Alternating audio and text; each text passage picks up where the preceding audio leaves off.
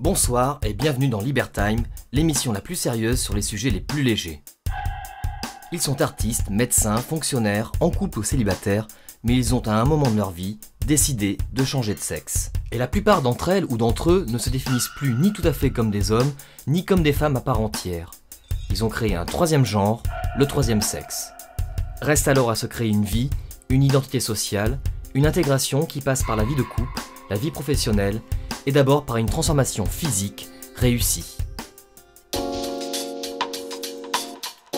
tu te regardes comme ça dans le miroir, est-ce que tu te dis que tu es exactement comme tu voulais être? Non. Non. Non, je voudrais ressembler à Carmen Electra. À Je n'ai pas encore réussi. Ouais.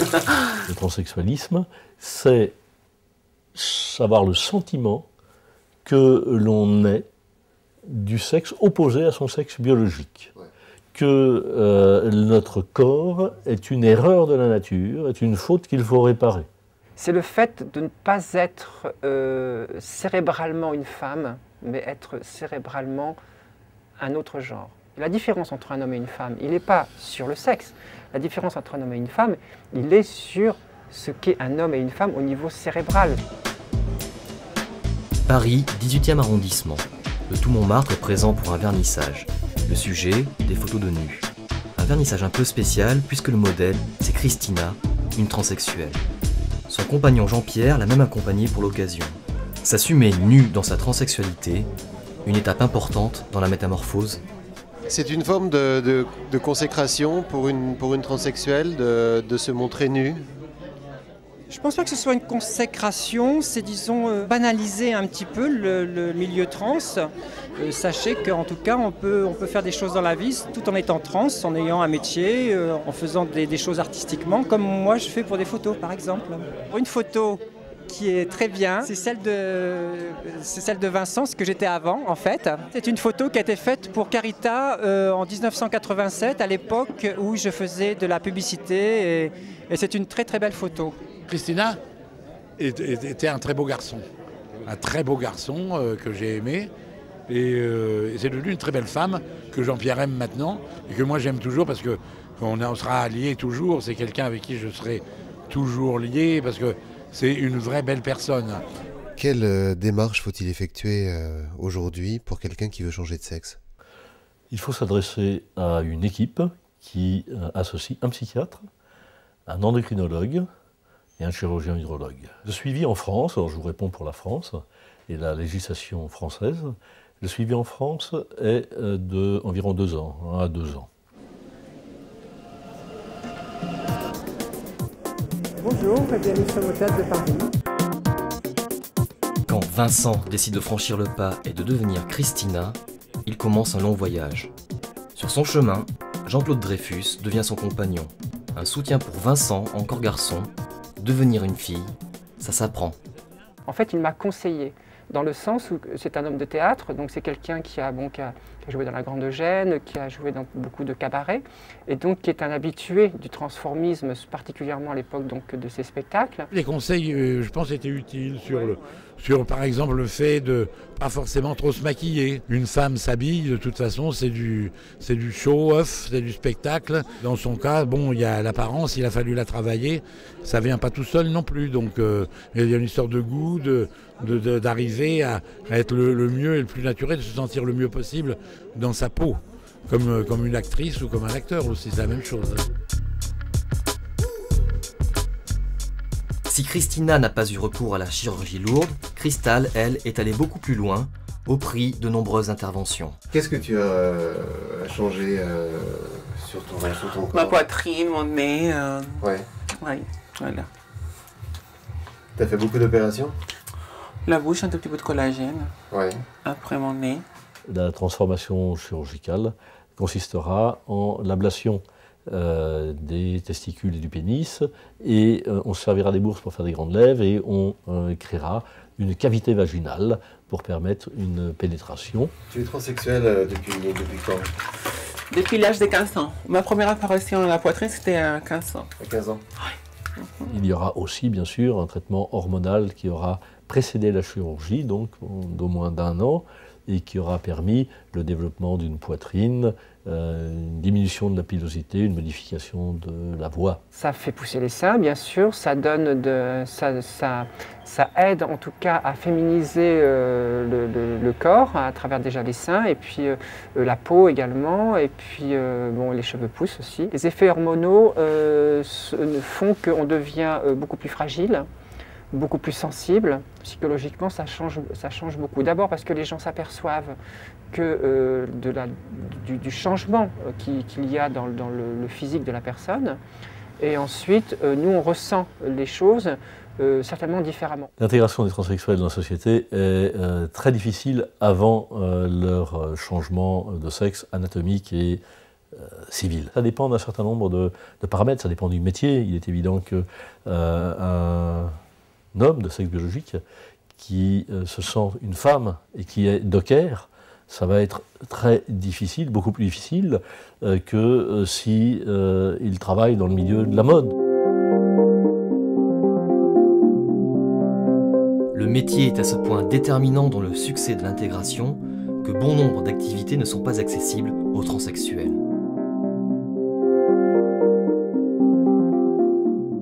Comme d'autres transsexuels opérés, Gisèle est mannequin et pose pour des photographes.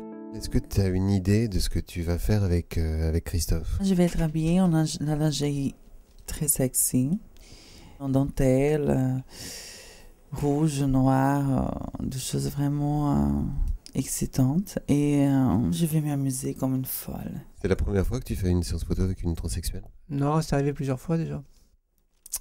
C'est d'autant plus intéressant parce que c'est des challenges qui sont bien supérieurs à photographier une femme pour en faire une femme. C'est toujours... il y a plus de mystère et puis c'est intéressant. C'est intéressant dès la première rencontre parce que quand un transsexuel vient me voir, il essaie de savoir d'abord si je vais comprendre qui il est. Mais moi, je percute immédiatement parce que j'ai quand même l'habitude. Donc il y a une sorte de cache-cache qui se passe au début du rendez-vous et qui finit par devenir un jeu de séduction qui est assez intéressant. Moi, ça a été toujours mon travail pour les femmes. Hein. Plus elles ont des faux ongles, des faux cils, et des perruques et tout ça, plus ça me convient. Alors un transsexuel qui vient me voir pour devenir une femme, c'est sûrement quelque part un aboutissement supplémentaire, bien sûr. Moi, ma démarche artistique, c'est d'embellir la femme, d'en faire quelque chose d'un objet sublime. Mais un bel objet. Mais si un transsexuel vient me voir, je vais procéder de la même façon. Pourquoi les transsexuels fascinent tellement les hommes, à ton avis? C'est la dualité que nous avons chacun à l'intérieur de nous-mêmes, je pense. Hein. Je pense que ça perturbe tout ce qui est ambigu est toujours attirant. Donc je pense que c'est ça. C'est l'ambiguïté de chacun, de ce que chacun a dans son cœur et dans sa tête, qui fait qu'on peut être attiré par ça, oui.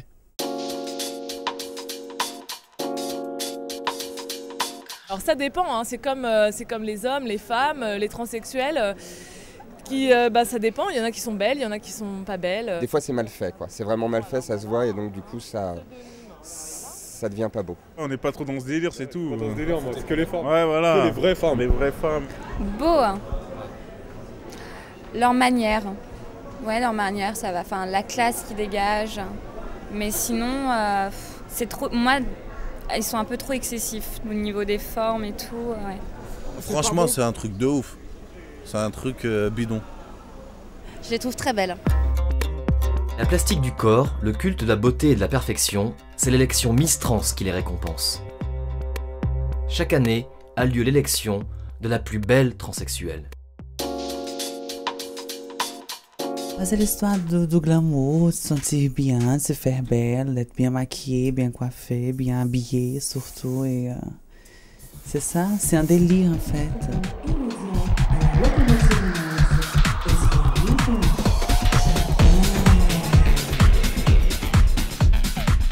N'imaginez pas que ça se passe dans une boîte clandestine. Ça se passe dans l'une des plus grandes discothèques parisiennes, ça se passe à la Loco, à Paris. Le principe de la soirée, être la plus belle. Concours de jupons et de maquillage. Donc j'appelle Tabata, Algérie, Tabata, Vanessa, Brésil, Vanessa, Brésil.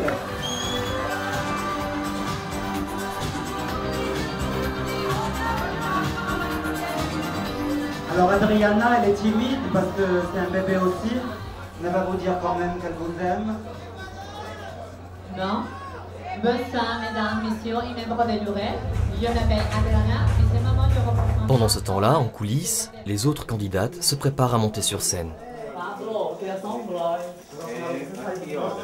Tu es mannequin? Tu mesures combien? Moi, je mesure 1m85. Avec le talon, ça fait un peu plus. Tu penses que tu as des chances pour ce soir? Je ne sais pas. Tous les candidats ont les chances. On verra bien comment ça va se passer. Quelle est ton histoire en tant que transsexuel? Tu as commencé quand en fait ta transformation? Les transsexuels, il y a une très longue histoire. Donc, des difficultés, des choses mal passées. Je suis trans depuis très jeune, depuis l'âge de... à l'époque où j'allais toujours au collège. Alors j'avais 13 ans, mais j'étais déjà bien efféminée avant.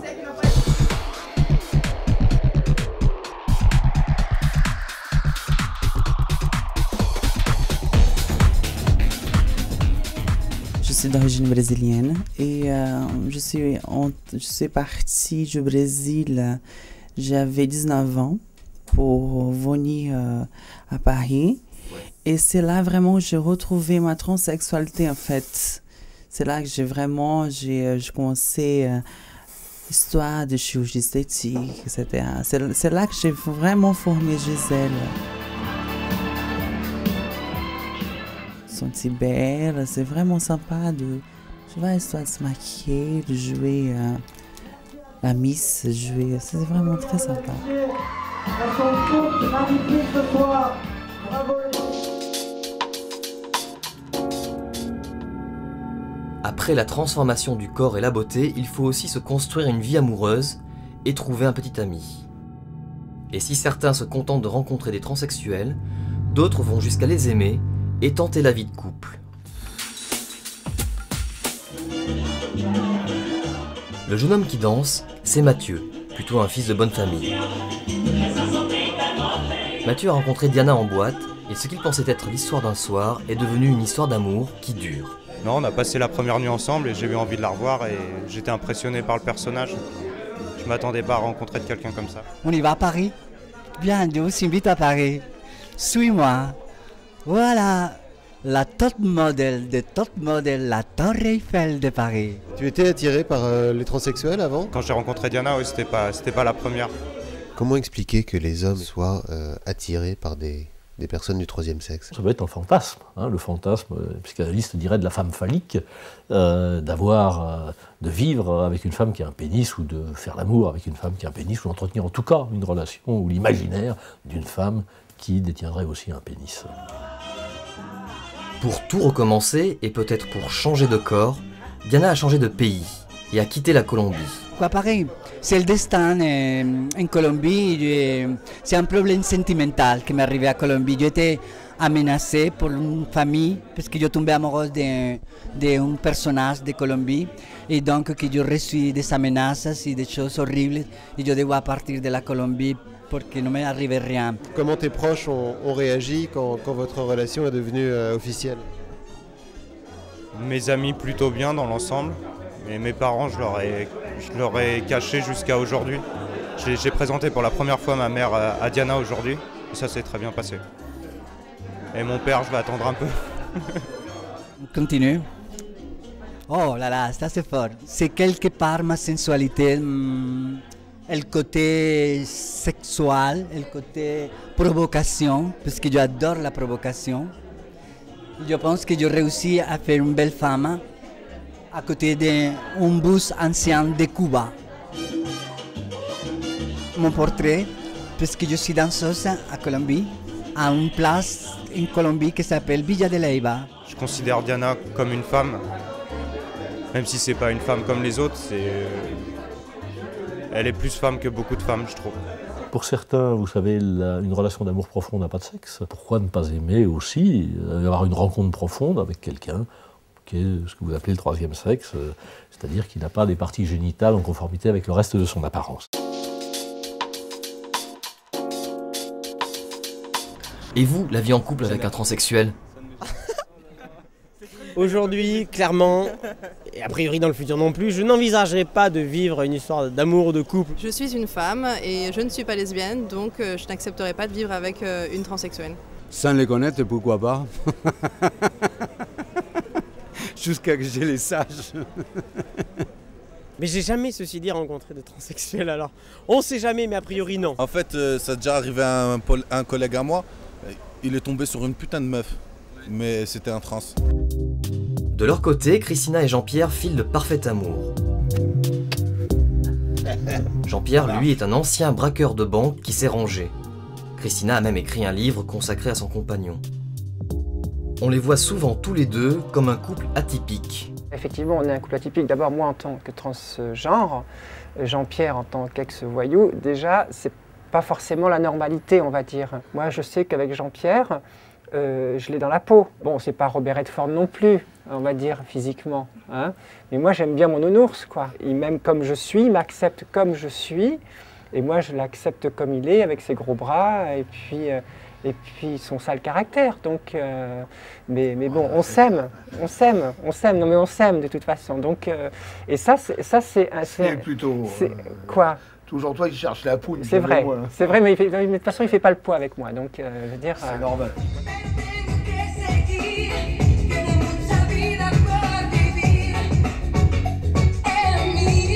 Mais certaines ne trouvent pas l'amour tout de suite et restent célibataires. Pour elles, la solution, c'est souvent la colocation. Myrna aide sa colocataire Cristal à se préparer pour une soirée importante dans le monde trans. Myrna et Cristal travaillent toutes les deux dans le domaine du spectacle. On a fait beaucoup de spectacles, de présentations. Comment ça se passe d'être une transsexuelle à Paris aujourd'hui? C'est la société même qui nous rejette, qui ne laisse pas entrer dans la société parce qu'on voit comme une chose, qu'on est bizarre. Donc, si vous voudrez, nous, la volonté de chercher du travail, mais avec notre propre volonté, on va frapper des portes pour travailler. Il nous dit non. Un transsexuel, bah pourquoi pas, c'est un être humain comme tout le monde. Aujourd'hui, si j'étais chef d'entreprise, oui, je pense que ça ne serait pas bloquant. Je pourrais embaucher un transsexuel aujourd'hui, puisque je me focaliserai plus sur ses compétences ou son expérience professionnelle et sur ce qu'il peut apporter à l'entreprise. Honnêtement, ça, tant que je ne l'ai pas dans mon lit, ça me dérangerait absolument pas. Si je suis maçon, ouais, je ne prendrais pas de transsexuel avec moi. Ça va, s'il a des gros bras. Oui, s'il a des gros bras, il vient travailler, mais habillé comme un homme. Moi, dans ma tête, c'est très clair. Si moi, c'est pas les autres qui m'emmerdent, c'est moi qui emmerde les autres. Parce que l'important, c'est ce que je vis, ce que je ressens, avant de ce que ressentent les autres. Il y a bien des métiers où le changement de sexe n'est pas du tout un problème. Le tout est que les gens autour soit avertis du changement de sexe, soit ne se rendent pas compte. Le milieu transsexuel, oui, c'était beaucoup assimilé au monde des artistes parce qu'ils pouvaient tout au moins révéler leur personnalité. Aujourd'hui, les gens qui sont concernés, déjà, ont moins peur d'afficher leurs différences. Et ça rentre plus dans les esprits. La société a évolué énormément et qu'on a été amené à comprendre que ça a toujours fait partie de notre civilisation. Ce n'est pas un phénomène récent, la transsexualité. Dans l'Antiquité, ça existait aussi. Et au contraire, c'était encore plus avéré qu'aujourd'hui. Je pense qu'on a eu une très longue période de régression. Et puis aujourd'hui, ma foi, ça fait partie aussi de notre société. C'est une des composantes et il faut la prendre comme elle est. Il y a beaucoup de trans qui voudraient faire autre chose que la prostitution, que les gens ne pensent pas qu'on voit un transsexuel, ça veut dire prostitution. Ouais. Pour mon exemple, c'est moi-même, c'est mes copines Cristal, qui est animatrice, qui fait des soirées, comme des autres, qui fait des choses extraordinaires. Est-ce que quelquefois tu imagines ta vie telle qu'elle aurait été si tu n'étais pas devenue transsexuelle? Non, je ne l'imagine pas, non, parce que en fait, c'est pas quelque chose que je m'ai mis à penser, parce qu'en fait, je savais dès très jeune ce que je voulais faire et être. Comment tu vas t'habiller ce soir? Très sexy. Très sexy? Comme d'habitude. Oui. Comme d'habitude. Alors après l'étape de la transformation physique et la construction d'une vie sentimentale, reste l'intégration professionnelle. Dans le monde du travail, il n'est pas toujours facile de se faire accepter comme transsexuel. Pourtant, les transsexuels exercent la plupart des professions. Une soirée, les Oscars Trans récompensent les meilleurs parcours professionnels.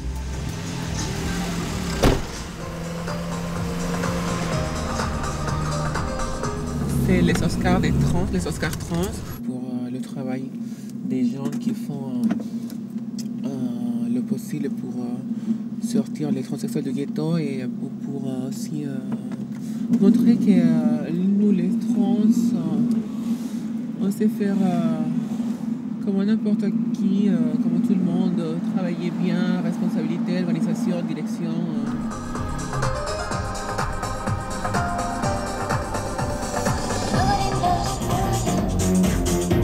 Ce soir, Cristal est une des animatrices de la soirée.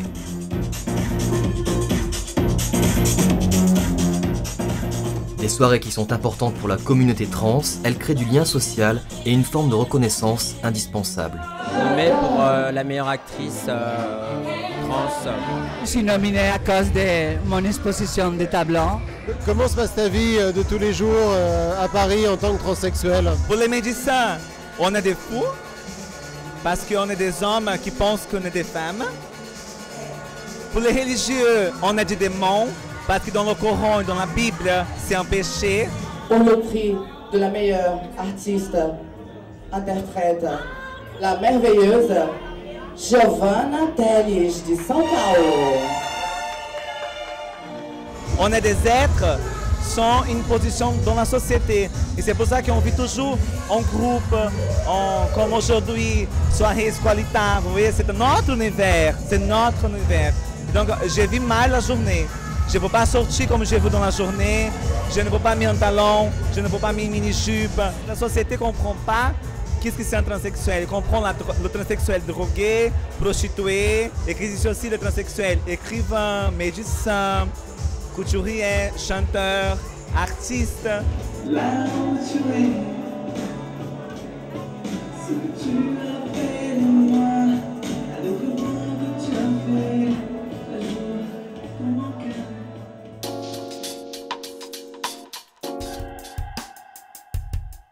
Réussir sa carrière, trouver sa place dans la société, être beau et prendre soin de son apparence, trouver l'amour, c'est finalement nos préoccupations à tous. C'est juste un peu plus dur pour certains.